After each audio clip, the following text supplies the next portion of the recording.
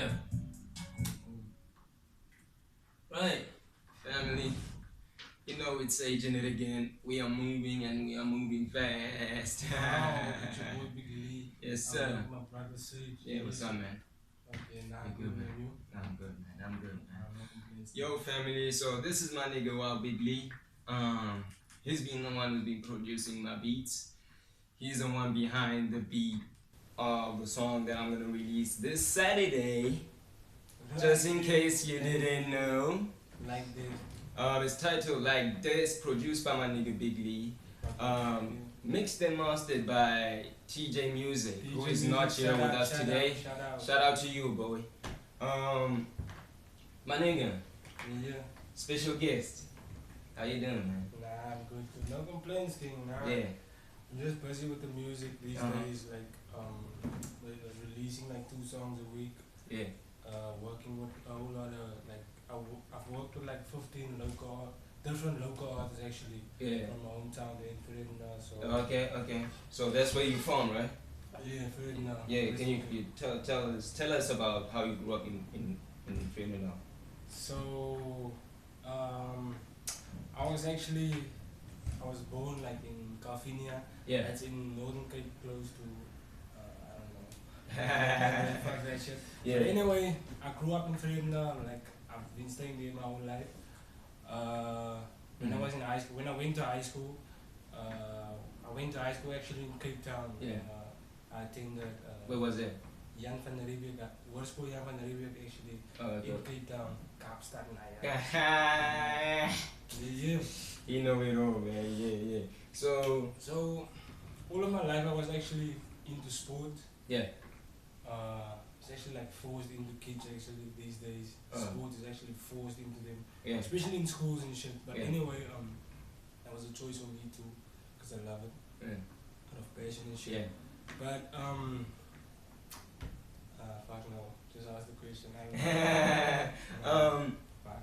So I remember you telling me you were in Stellenbosch, and what were you studying there? Oh, okay. So when I was in grade 11, I told my parents I want to study sound engineering. Yeah. And they told me straight up, "You can't need DJ this year." Oh. You know, colored parents, you must know. Nah, they like strict as fuck. Oh. And my parents said, "You can't need DJ this year." So like I went. a lot of kids get this with their parents. I got it with my parent, with my mama. I remember telling my mom that, hey mom, this was when I was 6 years old, you know, and she asked me, you know, you always have that talk with your mama or your dad. What do you want to be when you grow up, man? You know, you gotta be following something, right? Mm-hmm. And I remember telling her that I wanted to do music, right? And What was the I wanted reaction? no. Yeah. I told her that I wanted to. I told her I wanted to be way bigger than what Brenda Fassie is. You know what I'm saying? And she told me, you want to be bigger than Brenda Fassie. You're forgetting that Brenda Fassie died because of drugs. You know, throwing all of this kind of negative energy around the whole music industry in particular. You know what I'm saying? I don't know why parents always do Yeah, that. My parents, like I don't know, like it happened with them, man. Like just it focus happened on with the me. negative things, man. Yeah, it's today's world. Like the older generation needs to realize that today's world doesn't work on I have to be a lawyer, I have to be a teacher, or I have to be a doctor. Yeah. It's all about I have to get the fucking money. I have to get the fucking money. Am I reaching my potential every day? Yeah. I don't want to live off paycheck to paycheck, my nigga. Nah. Okay? I don't want to live off paycheck to paycheck the whole time.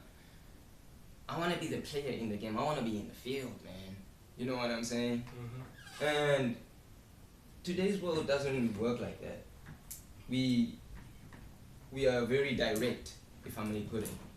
We are very direct, man. We want to be the owners. We woke, you know. Yeah. And unfortunately, there's still some kids out there that are not yet woke, you know. And there's a funny part about life, there's a funny part about life that it's gonna come at you, man. Like you're gonna get a smack of reality somewhere in your life, and you've got to wake up. So just let me smack you instead, you know, and wake you up even way earlier. You know what I'm saying? So yeah, you were saying, man. Oh yeah, some of the kids are like limited by like opportunities. Yeah. Some are limited by like parents, Yeah. and, like society and shit Yeah. like that. So yeah, that's like it's like tough for you to decide on your own. Like nah, I want to do something. If like the odds are against you, Yeah. like everything is just against you. Yeah. You have to be a really strong person, Yeah. a really strong personality to like decide like nah, I wanna fucking do this. Fuck what everyone says. Like Yeah. I'm just gonna fucking do this. For real. And, So like from Stellenbosch, were you doing any music there? nah. So yeah, so my parents told me actually nah, you can't become a DJ. You have to do something else. So Yeah. so I was into sports a lot and shit, and so I decided nah, I'm gonna do personal training. Okay. So that was like a quick decision, like Yeah. maybe in like a matter of fucking weeks, maybe days. Like I decided nah, I'm gonna do personal training. For real. My parents like they approved that shit. They're like nah, you can do this shit. Like okay, cool. So I went to Stellenbosch. So I met with this nigga, Brendan. So he was like, he stayed in France for like 4 years, but he's actually from Nam, from Nam, Namibia. Oh, okay. So I met with that nigga in Stellenbosch. He was also studying personal training. Yeah. And he told me he stayed in France and how it was growing up actually Yeah. in France and in Europe. How it was like different from South Africa and shit like that.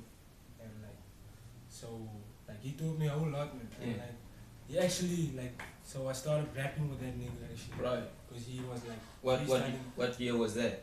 that was like 2016. Okay. He always used to freestyle and shit, but I couldn't freestyle in English and shit because I'm actually Afrikaans and shit. So, like I was like, so we started freestyling together, but I was doing it in Afrikaans and shit like that. And one day he told me like, I like what you're doing, I like your persona and whatever, personality and whatever, like, try to write a verse in English. Yeah. I was like, yo, that's fucking tough. But okay, I tried to do it, and like, the next day I actually stole his flow that time. Yeah. The next day I came to him, I was like, yeah, this shit. I was rapping it for you, and he was like, yo, dude, I'm fucking with this shit. Nah. So he like pushed me a whole lot to like do it again. After that, like, I started like writing my own songs and shit on tight beats and shit. And like, I never could fit in like ETA college. I never fit in there because like everyone was like sporty and like, I was in a personal training class, but like everyone was like in the morning when you come to school, like everyone come with like shakes and wife beaters and like they come from the gym, nigga. I come there with a fucking skinny jean, oversized t-shirt, earphones. I'm sitting there like fucking, I'm sitting that side, everyone is playing like table, pool and what fuck. Everyone is just playing that shit and I'm just sitting there with my earphones and listening to music, bro. So into the shit. And so this other girl also asked me, like, oh, you a model or like a rapper or something? I was like, you're different, man. Exactly. Like I've also gotten that question before. I remember when I first went to, I think it was my third time going to Homebrew Film studios, and it was this homie. I don't remember his name now. Shit. He asked me, dude, are you a rapper? Or what's going on with this? So I tell him, yeah. At the time, I didn't have any studio equipment. I was still like grinding for an opportunity so that I can get studio equipment.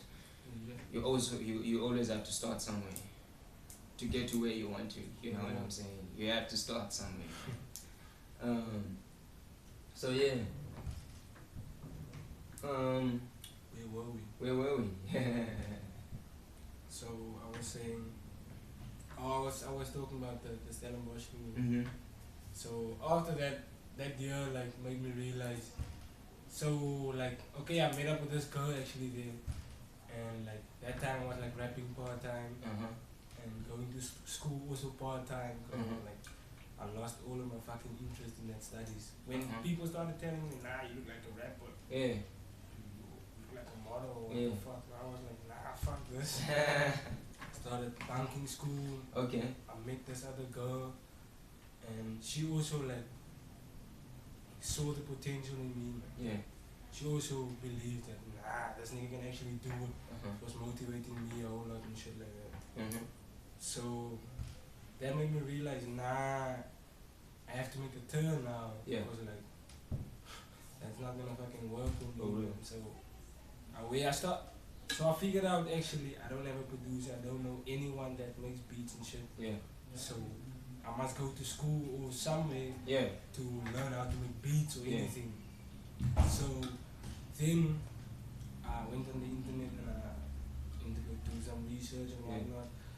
And then I saw Boston College as cool. I actually saw when I was in high school, I actually saw they had a 2-year course that time in production or some shit. Yeah. But that was way back. Sound engineering actually, cool. 2-year course, diploma. Yeah. Way back. And then when I was like doing research again in 2016, I saw that the course is now 1 year and the name is like Digital Music Composition and Production. So the name changed and like the course is now like reduced to a year. So I was like, okay, cool. This is a year course and like after this year I'm probably gonna be lost as fuck. Okay. Let me just see how this works.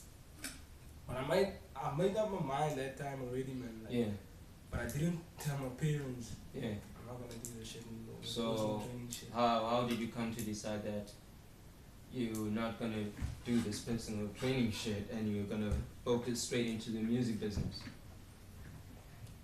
I started like writing more music. Yeah.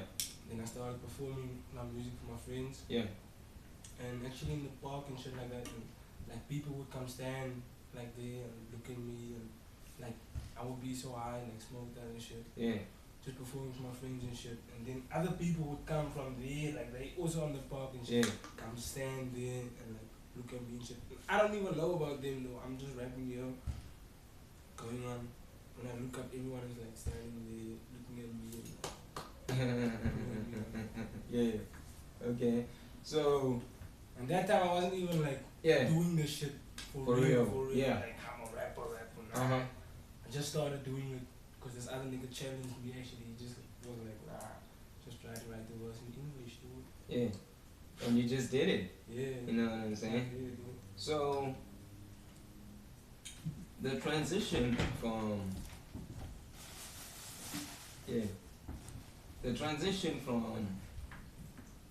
where you were then to this now. You know what I'm saying? What happened? What happened there? What happened in between there? What changed? What changed there? What happened? I met up with some new people. Yeah. I've met some new people. I also lost like important niggas in my life. Like, niggas that I thought like back then I was like, nah, these are my homies. I'm gonna probably like do music with y'all niggas forever. Like I also lost a whole lot of those niggas also. So tell us what do you mean by lost? Like you know, sometimes you just have to cut ties because like shit is like it's not like I don't wanna say it's holding you back, but it's low-key holding you back and shit. It is, yeah. Where you can't do you like you would wanna do because like a nigga would say like let's do this, let's do that, let's do this. Like we would make good time plans, but we could have been doing music that time. Like, For real. Being productive. For real. So that's basically. So you reduced your circle, but how did it come to increasing it again to this point? So when I started doing music, I was like, you always know you need a team, man. For real. And then you chill with niggas and you're like, these niggas my actual niggas, man. For real. Am I gonna ride or die for y'all niggas? Like, you know that shit. So, like, I was like studying in Boston College that first year. Yeah. And then I met up with these other niggas and shit like that. And it was like nice, man. We was doing music and whatnot, but like even the year passed and I never went to your house. Like you never slept by me. Like we never did some shit that friends would actually do. We were just like college friends. Oh, okay. So it was just like the only friends at college. Yeah. And there's nothing more to that. It's nothing more to that. I won't come And to there your wouldn't house be this like weekend. anyone around you who you would call your homie. Like you There always were you were with this person. Nah, I had this one. And you're brother. always doing something productive. I had this one nigga that was like my brother. He's still my brother and shit. Yeah. We just parted ways in a way, but Yeah. I had him. We were always close, and I met with this other nigga Marlon also. Yeah. Dirty. He's still making beats and shit. For real. Shout out to him. Where's he from? Goodwood. Goodwood. Okay. Must work with that nigga, but Copy that. You should give me a number, man. Let's get the work done. Let's get the work done. Yeah. Yeah, so I met up with that nigga too. Uh-huh. With who, man? Oh, sorry. Who you with? You mean Marlon. Oh, so yeah, so I saw that not all of the niggas are like as serious about this music as I am. For real. And like some of the niggas I chose and shit. Yeah. So I saw that and I was like, nah, maybe. So, okay, the year was like done. So I didn't have any other plans. I was like, nah, I still want to study because I don't know anything. It's my first day in music and whatnot. So I decided that I did some more research and shit. So I found out about like CAE college in Durban. Cool.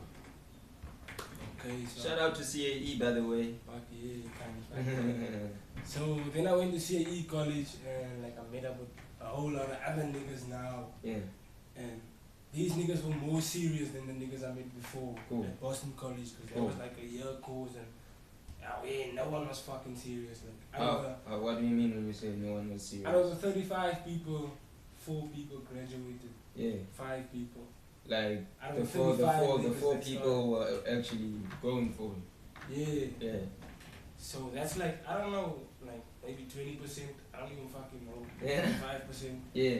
Or the people actually made it, man. Yeah. That started out, so. For real. That's a big ass fucking thing. For real. So, fast forward, Boston. Now you found yourself at CAE College, right? Yeah. It's right up here in Durban. Yeah. We were together in one class. First year. It was fun. That was a crazy time, man. That was a crazy time. So, what was the experience for you then? That time I thought like I did 1 year in music and shit. Yeah. But I thought I knew a whole lot of shit. For real. Cause like I was studying and shit, other niggas not studying and Yeah. shit and whatnot. So that time I was thinking, nah, I know a whole lot of shit, but actually I realized that in the first year, like, nah, I actually know nothing. For real. Like the amount you know is actually like this amount. It's that much. And you don't even know that you don't know shit. Exactly, and you still, even when you know shit, you still don't know that you don't know shit. Yeah, you know? like, you always think like, nah, you pat yourself on the back, like, nah, I know something now. But you actually still don't know shit. You don't know shit, like, even now, like, that's the amount you know actually. Yeah. You're thinking like, nah. On that point, by the way, to all your A students, A+ students, you know, I see you, we all see you. They've been thinking they know everything, man. You know what I'm saying? Yeah. And the amount that you know to compared to what you don't know is that much. What you know is right here. It's right here, right at the bottom. And what you don't know is way up there. For real. You know what I'm saying? And we be so ignorant, like, you don't even know you don't know. Yeah. So, like, you go through your life, like, you don't even fucking know. There's a whole lot of shit you don't know. Yeah. Like, all of this green field here. Exactly. Like, you just chill here because you're like, nah, this is the best. You never go that side. Exactly. Exactly. Networking. Yeah. To all your hip-hop niggas out there, all the musicians out there networking, it will work for you. You will never blow up. You will never blow up stuck in this one location. You should be around, you know. I realized that just not so long ago. You have to be around. You have to be everywhere. People need to see you. Okay. People need to know who's this crazy dude. You know. That's not I call myself a maniac. I love being a maniac, man. So CAE. I remember you were using this laptop, right? And you were making beats on Cubase, right? Yeah. And the first time, I remember the first time I recorded, ever recorded was last year. It was around March, February, end of Feb. Kind of the beginning. Yeah, kind of the beginning of the year. First time I ever performed in a booth, you know. And the first time we ever linked up was in March, around the 14th or the 15th. And it was right here in this very same room. I remember these beds were chilling like this. Yeah, we were recording. It was me, you, ZYD. Shout out to you, ZYD. Lil Mackie. Lil Mackie. He's still at college though. He's still yeah.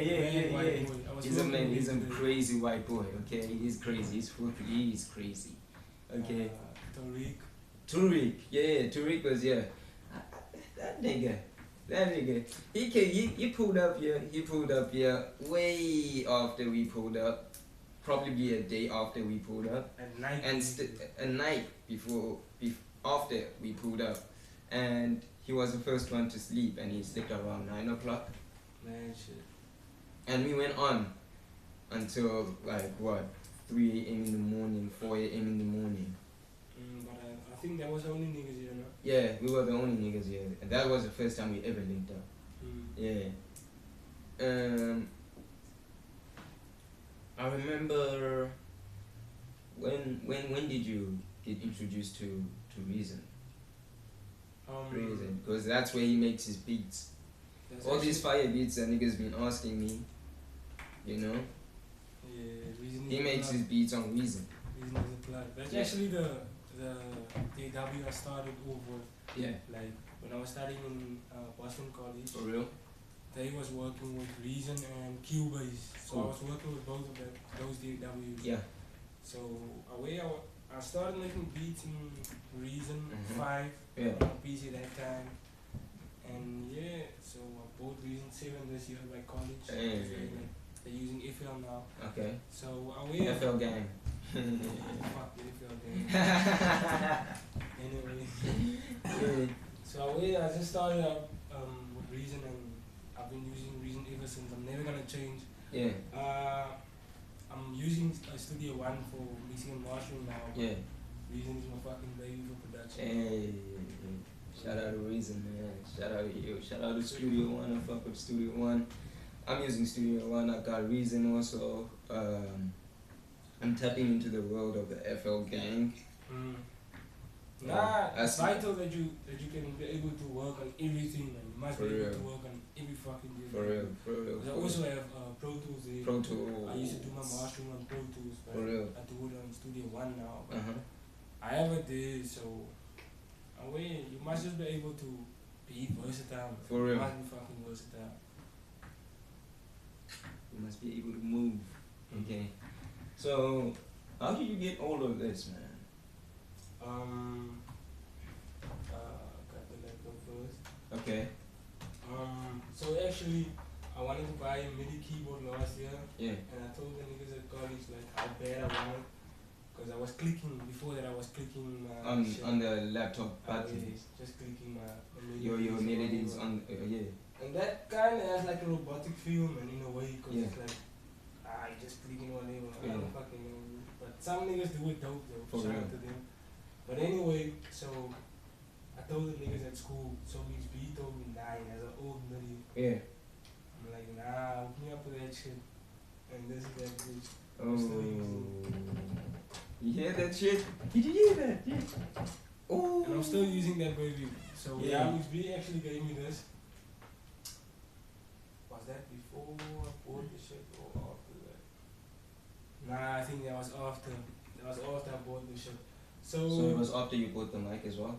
Yeah, so after I bought all of that shit. Okay. And I bought the speakers. The speakers as well, yeah. So last year when I found out about the prices for the mics and the bundles and whatnot. Yeah. I figured that it's not too expensive. It's expensive, but it's not too expensive, yeah. man. And I will be able to like to get it, man. Like, yeah, I'm quite like fortunate at home also. Yeah. So I will be able to, if I follow my parents more, yeah, I will be able to get it, man. Like, yeah. they like that too. So like I told my dad, I asked my dad actually, I made a proposal to him. I said, like, if I ever average on my report card, like I would like to have a bundle that I was still rapping, like heavily rapping. So that was like June last year. So I told him, nah, if I'm gonna get an A now, like on everything, you must give me a 5,500. And he's like, it was hard for him, but it was like he believes in me too, man. So he was like, nah, it's cool, okay, you can do it. So got an A. Fuck yeah. What you thought, nigga? Obviously. Yeah. So I got an A. And you got an A on something that you committed yourself to. Yeah. On every fucking thing. There was an A, like average, nigga. Yeah. Like my average was like 84, 85. So not to flex or anything, man. But copy that. I just wanted this so bad. I was like, nah, I'm not gonna fail in that shit. So yeah. So then I talked to Heinz about the bundles and whatnot. What's the best? Shout out to Heinz. What's the best thing to buy and whatnot? Receive you. So he was like, you can buy a bundle and whatnot if you're in a hurry and whatnot, but you gonna wanna buy a new mic later on because the mic's quality is not the best. The bundle's not quality, but it's still though. You can still use it, but you gonna wanna like upgrade it later on. Because you wanna hear like, maybe it can be better and whatnot. For real. I'm not talking cack about the other niggas that has it though. Shout out to them too. But so I talked to Heinz about that shit and he told me like, nah, let me make a bundle for you and then like separate, buy shit separate and then you buy the best shit and then you don't have to buy again soon. Like maybe in 5 years or 10 years or whatever. So I was like, okay, cool. So I checked out the prices. I actually sat with him like checking the shit out on the internet and like, okay, I like this, I like that. But the mic was always gonna be the empty one. It was always gonna be that bitch. Cause like, it's a baby. So I made this bundle up and it was like 7K at the end of the day. And so I told my parents about it. And they didn't talk to me though. They were so fucking mad at me because I was like, nah, it was like 5K, 5.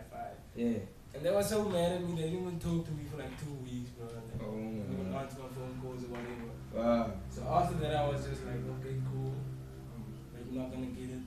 And one day, my mom just called me. She's like, so how much did you say was the invoice again? I'm like, yo, this and So she called me. That happened. And I was like, okay, cool. I bought that shit. So I bought the interface that time. Focusrite Scarlett Solo input. Interface, mic stand. A mic stand. Mic. Rode NT1. With the mic clip. With the mic clip, everything is there. And the AKGs. Those are K92s. By the way, shout out to AKG, shout out to Focusrite, and a big shout out to Rode. We see you, man. With the sponsorship. Yes sir. You know they know we need. So, we see you. You know we need these things. So give them to us. So then we started recording. At first we started recording there in my computer room, but there's like tiles and shit. And like sliding door and like big ass fucking windows and shit. So everything is just like reflection. You can just hear when you go in there. It's like. I remember the time, man. There was like the quality.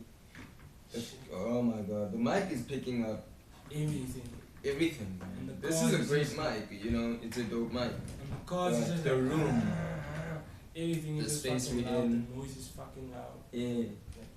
That was so shitty, but he was recording like that for like a month, maybe 2 months or so. Yeah. At the end of last year, so. Yeah. But at the beginning of this year, I was like, nah, that's way too loud. And like, for real. Not even getting the quality of the mic, man. Like, you're not getting the true essence of the mic itself, you know. You're just getting all of these sounds that come around, man, you know. So you need a more quieter space with that. You know what I'm saying? So, yeah. We went to the garage first, and then it was still like the cars outside is way too loud. For real. When a fucking bike drive past, dude. When a fucking bike drives past. It's just fucking low frequencies, dude. Yeah. Like, so on the signals, yeah. So later on, we realized that actually the room is the best space for recording. Cool. Just way more quiet in here, and when you put the mic in the cupboard with like clothes and shit, jackets and shit, it's fucking quiet. So to absorb sound, yeah, for real. So that's for anyone that's like just started at recording or anything. Yeah. Like if you don't have a space, just use a cupboard. Put your mic in the cupboard. Like put clothes there, put like blankets, whatever. Yeah. Just do that. That shit fucking works. Mattresses work. That shit works. Blankets work. Pillows work. You know, but you don't want to stay in that space forever.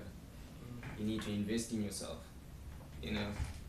You need to get the money. Where's the money at? After you get the money, you need to throw it into something that's an asset, not an asset. You know what I'm saying? Not a liability. I fucked up a lot of times with the liability part, and I've learned a lot. And when you learn, it's just like a flipping, instant flip, you know. So let's talk about when you started making beats. Right. What was that experience?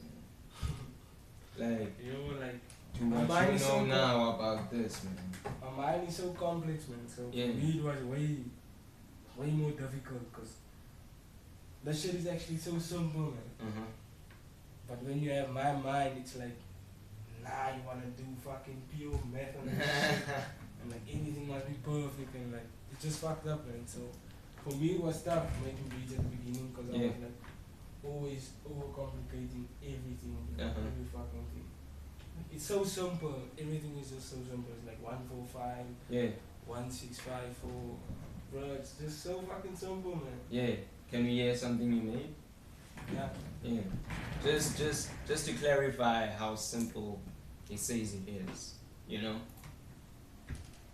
Facts. Big facts, man.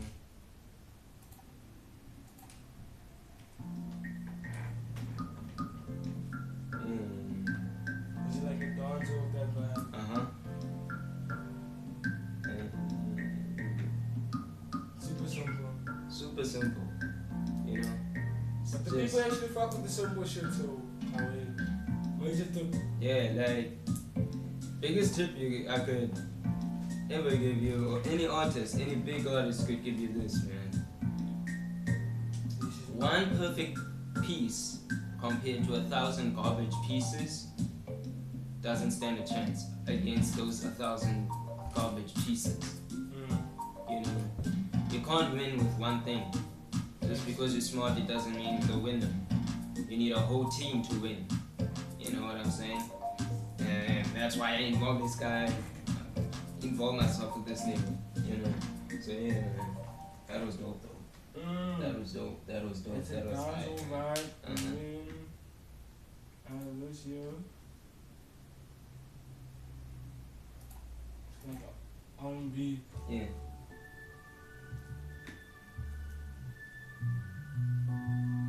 Yeah. Oh, I remember this.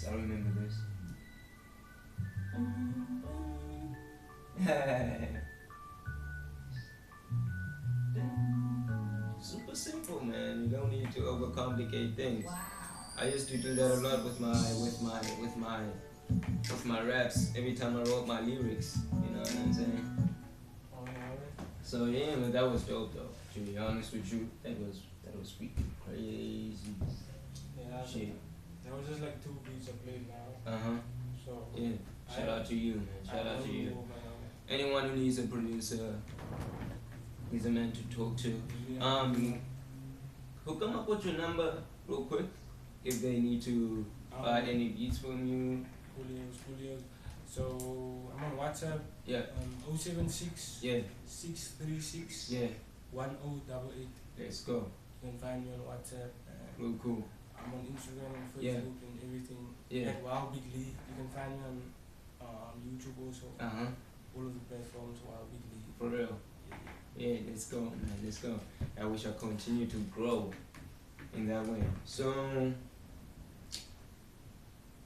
I remember a part where you talked about opportunities. Those niggas, they would get opportunities and not use them or something like that. Let's talk about opportunities real quick. Is an opportunity everything that's just like constant, but depends if you see it or not, or is it something you should just look out for at any given time? It's weird. That one is weird because you get like different ones. Sometimes it's like it is there. Yeah. It's in front of your eyes. You just don't see it. Yeah. Or you don't want to see it or anything. That's when you lazy and shit. Yeah. Other times it's like you have to go get it. Yeah. It's not gonna be there. It's not gonna be handed to you. Yeah. That's life. Yeah. That's life. It's everyday life. An opportunity, you look for it. So most you of the don't time wait for an opportunity. You know, it's not like when you were in school and shit where everything was given to you and shit like that. Nah, like opportunity now. You have to go out there. Yeah. Even if you're not like going, like literally going somewhere, like going to a place or what. You have to be on social media or what. Yeah. Like surfing, talking to niggas. Like networking basically. For real. Yeah.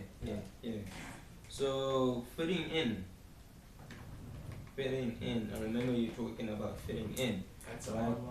What about it?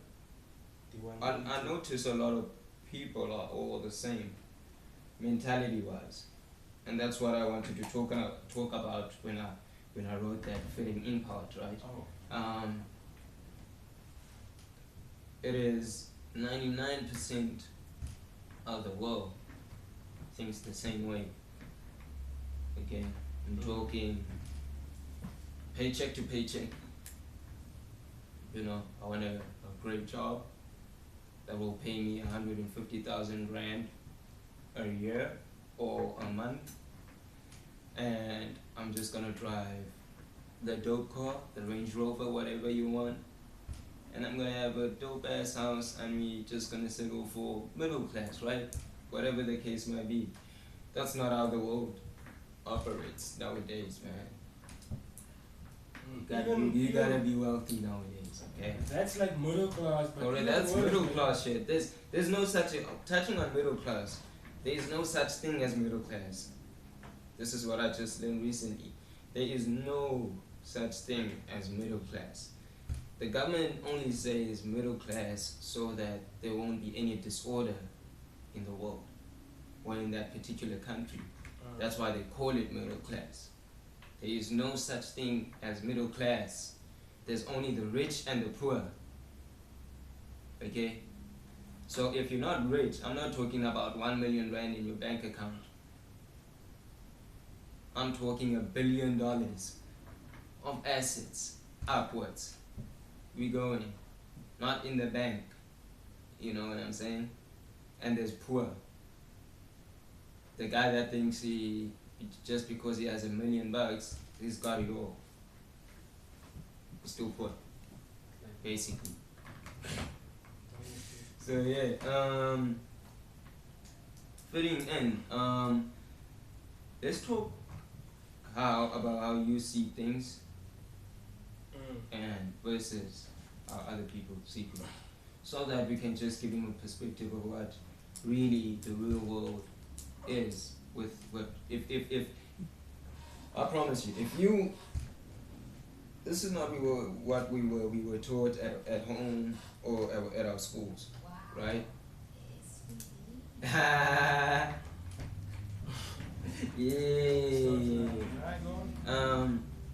This is something we were not taught in schools, right? And What was I gonna say now? We were talking about fitting in, I remember, yeah. Okay, no. Yeah. Anyway. Fitting in. Yeah. Be like, how I see it is like, everyone like try to be the same just to like, how can I put it? Just because everyone is like that, you don't want to be different because you like, everyone is gonna look at you, and niggas is gonna laugh at you. Yeah. Like, so, in that sense, everyone is the same because they like, I don't know how to explain it. Yeah.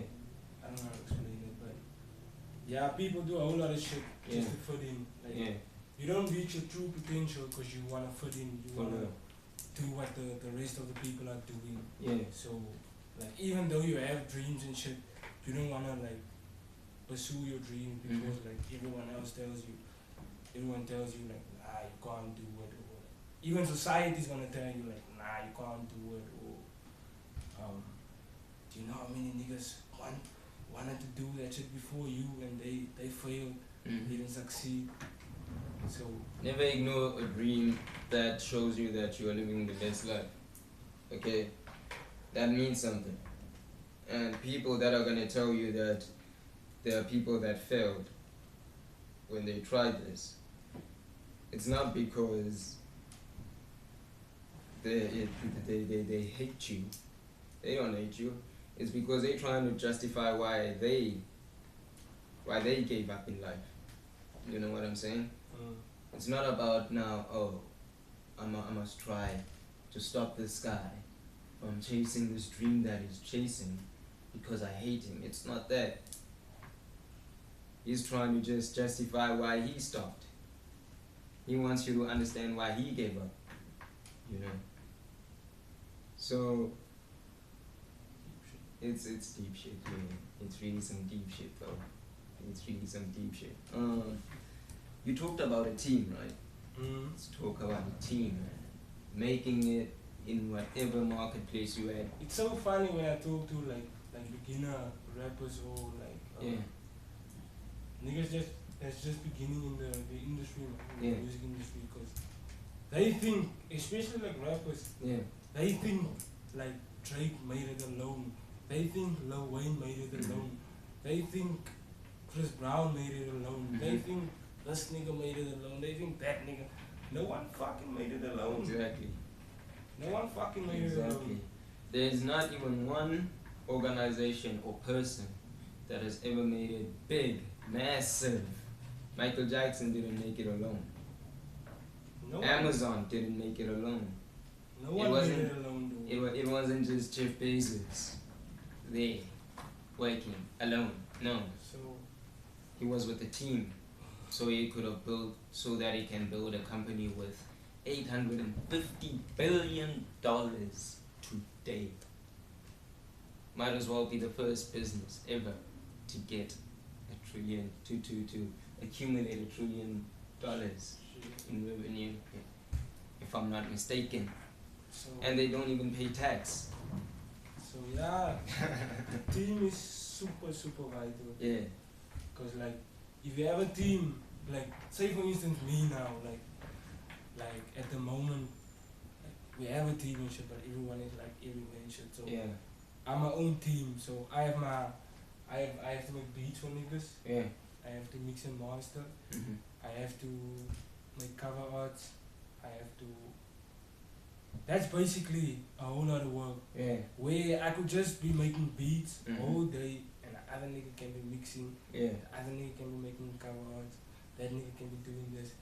Just imagine the workflow, man. Like, you would get a whole lot of work done. That's obviously for the future now. I'm just saying I'm not yet that busy that I can't, and I have to get better at everything. Yeah. So I must do everything. So I'm not complaining about the work. I'm just saying, like, these famous niggas do it like that. Like Drake, like Drake has a engineer. He has 40 there. Yeah. That's basically his main engineer. 40 has like his assistant engineers. Yeah. 40 is the mixing guy. 40 has someone making a beat, maybe he arranges the beat. He has a nigga that masters the beat. They have a promotion team, they have a this team, they have a that team, they have a label, they have everything, man. Like, you thinking that nigga made it alone. Yeah. Nah, that's He didn't bust his ass out just alone.